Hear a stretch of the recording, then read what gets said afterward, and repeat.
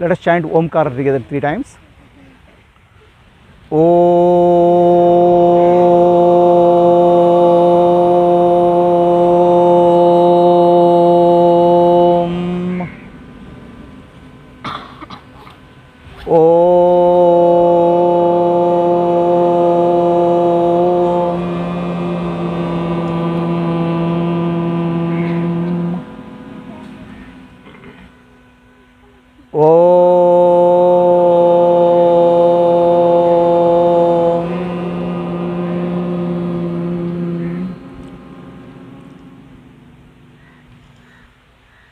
You have heard of Atma Darshana. What is Atma Darshana? To find out who am I, self-enquiry. Shakti Darshana is what am I.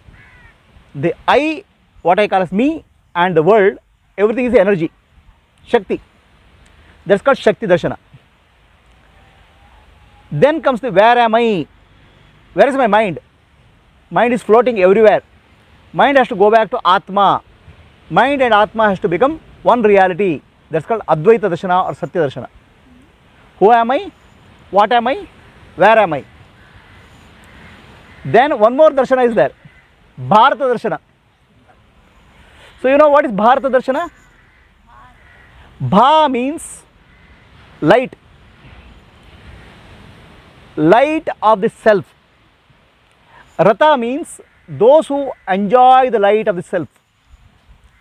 Those who are always immersed in the light of the self are called Bharata. Bha means light. Rati means wisdom, Ananda. Those who are wise people, the land of wise people is called Bharata. They converted the entire country, they found entire country various centers where certain education can be given.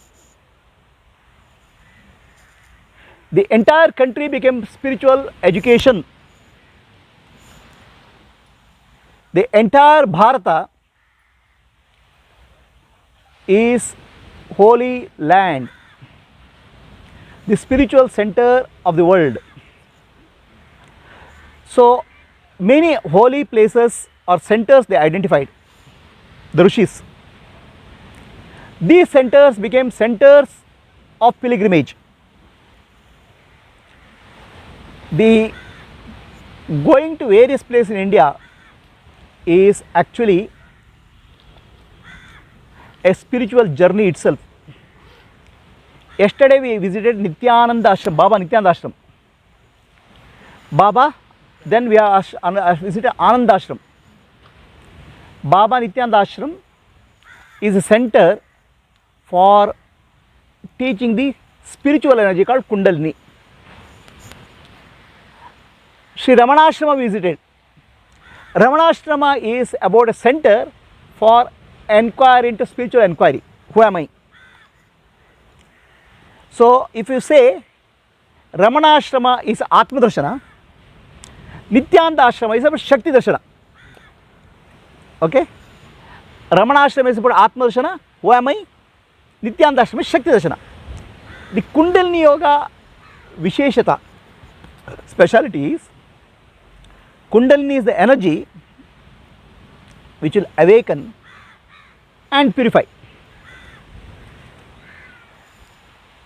Chitta Shuddhi happens. Head, heart and hands have to be integrated. Head, heart and hands. Head is self-enquiry. Who am I? Now you will not find an answer to who am I here in the head. Okay? When you become headless, you will find the answer, who am I? We are too much head oriented, too much thinking oriented. In head you can't find, but we live in the head, which is past and future. So for the present moment to come, you have to come to the feeling. That's why Ramana Maharshi said, inquire who am I.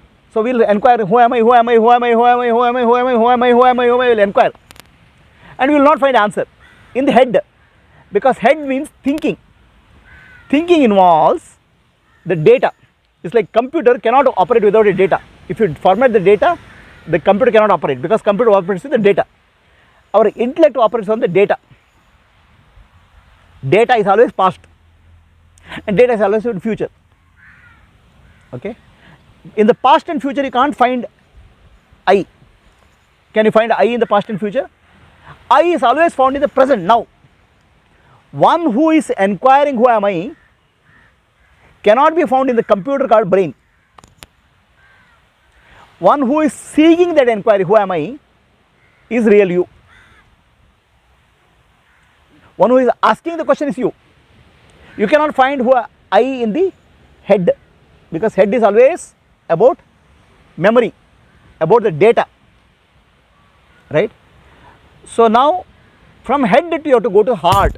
That's why Ramana Maharshi said, inquire who am I and go to the right side of the chest. Because right side of the chest, most of the people instinctively say I am here. So from head you have to go to the feeling of I amness. And feeling of I amness you have to go to knowing principle. Head to heart to the knowing. So now head and heart have to be integrated. It's not that head past and future remains. Finally you have to remain integrated head and heart. So you have to hold on to I am. Then head also, the information is recorded that I am is now, not in the past or not in the future. So head and heart have to be integrated with I am. So from I am you have to go to awareness, knowing principle. And from knowing principle you have to go to absolute reality. So this is called clarity of the intellect and purity of the heart, bhava shuddhi. So the purity of the heart requires a chitta shuddhi. Our chitta has to be purified. Our vasana samskara have to be purified. Now what you have to do for our chitta purification? What is to be done? Karma yoga. Hands have to serve. Head, heart and hands. Hands that serve will drop the ahankara and mamakara, ego. Okay. So then there is a chitta shuddhi. Baba Nityananda gave a simple method. It's called Kundalini awakening. The Kundalini awakening process involves Shaktipat or energy transmission. Now in the Kundalini awakening there is no effort involved. There are so many books are there, so many these things are where effort is involved. The sadhanas are two types, where effort is involved and effortless. In self-enquiry, who am I, is there effort? There is no effort. The teaching is there, you have to listen to the teaching and take your attention to. Taking attention to yourself is not an effort. Okay, shifting attention is not an effort. Effort is also kaya, vacha, manasa, buddhya, physical, mental, verbal and intellectual. Okay, attention is not an effort. Attention shifting is you can take the attention to anywhere. For example, I can take the attention to the tree. Okay, then knowledge of the tree comes, tree comes from awareness and I understand about tree. So if you shift your attention to I, real I, that's called self-enquiry. So simply you take your attention to self and stay there. That itself is sufficient for me. So some people are in addition service, seva. Head, heart and hands get purified. And then beyond that, chitta shuddhi, okay, I have some reactions, okay, emotional reactions. So the chitta shuddhi, the simple practice is what you call as nididhyasa. In nididhyasa, dhyana marga. Hold on to thought, I am Sakshi, I am Brahman. Then any thought comes, just drop and hold on to I am thought. Then nididhyasa is holding on to thought in the intellect level, buddhi. So now our vasanas and samskaras are coming from deep root of the mind. How do I purify that? Nididhyasa will purify by and large because it is coming from conscious to subconscious. So Kundalini yoga, Shaktipat is transformation from bottom up. Vipassana is also that. Now what is the difference between Vipassana and Kundalini Yoga? Vipassana is a technique based system. There is no importance to Guru, there is no importance to Ishvara. Apply the technique, it's like science. Okay, responsibility on you. Whereas Kundalini Yoga is Shraddha based system, faith based system. In Vipassana and Yoga, Hatha Yoga, there is ego involved. I am doing something, I have to struggle hard. In Atma Darshana, ego is not involved, you are dropping the ego by listening. In Kundalini Yoga, you are dropping the ego by not doing anything. So you can choose two systems, ego based system and non-ego based system. Ego based system, effort is involved. Finally you will reach something, when you understand uselessness of the effort, you will reach somewhere. And non-ego based system is surrender involved. So that's why Shri Krishna says in Bhagavad Gita,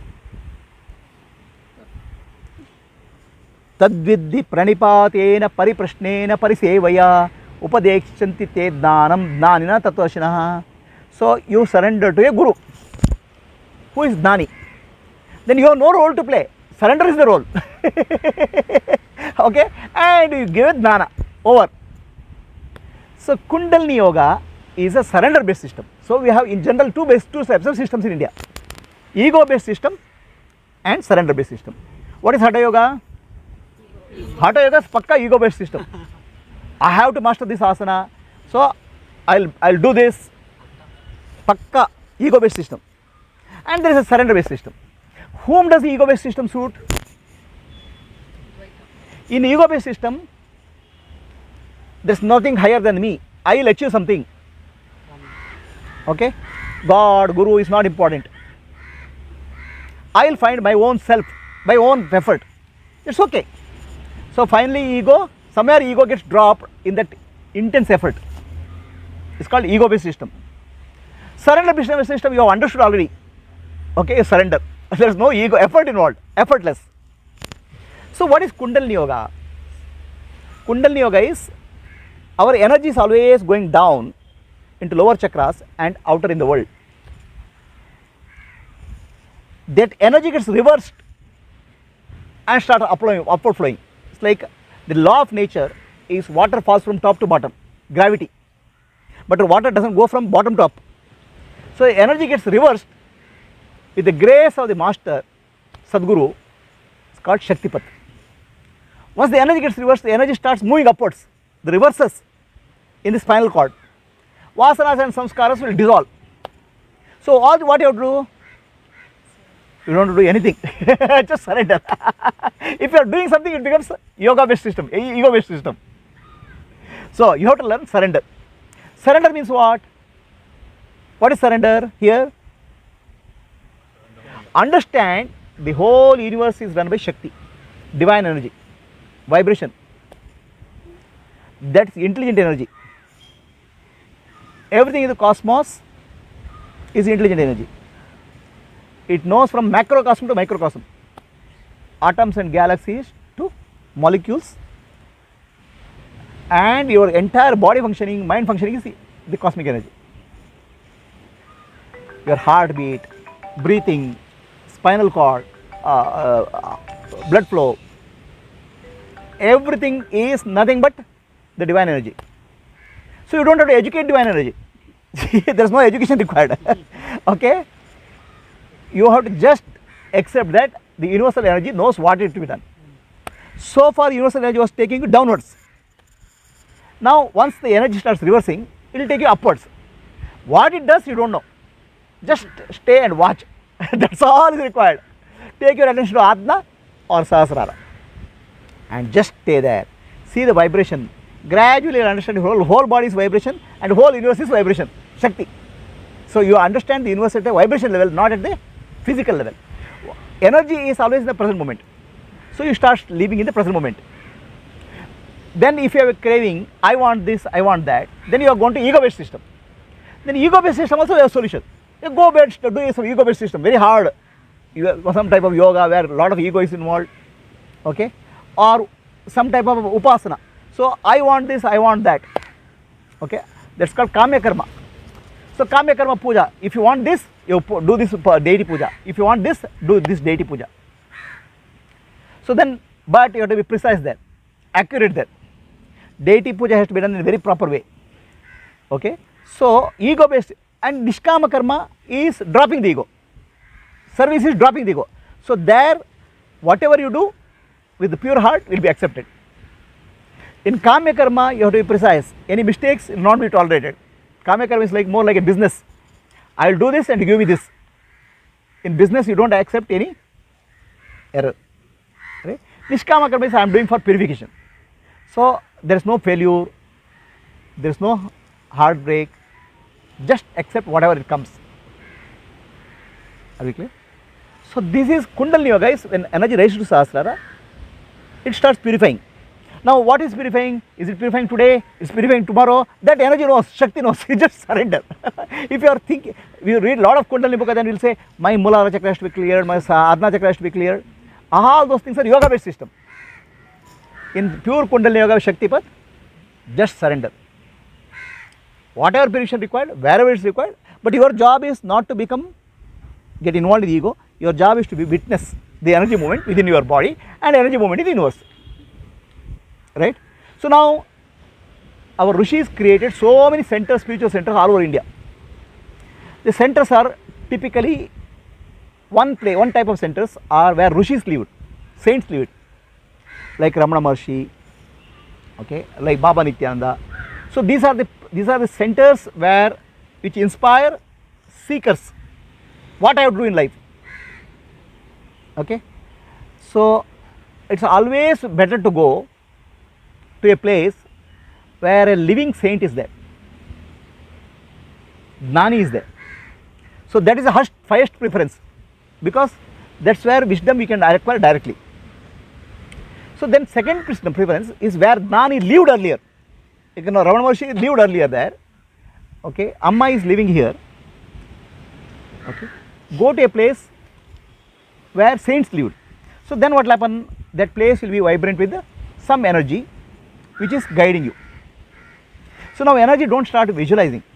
Energy means that message of Ramana Thiruvannamalai is energy is self-enquiry. Who am I? So they don't start imagining some energy. Who am I is the enquiry. Nityananda Ashram is energy is nothing but vibration, Kundalini. Okay. So now like that we have many temples. And what is the importance of temple? I will tell. Okay. Saints, living saints, saints who are not there, then temples are there. Temples are in general two types, Shakti temples and Shiva temples, or consciousness and energy. If you go to Lakshmi, Durga, Saraswati, they are Shakti. Whereas Shiva temple is consciousness. Vishnu is consciousness. Narayana is consciousness.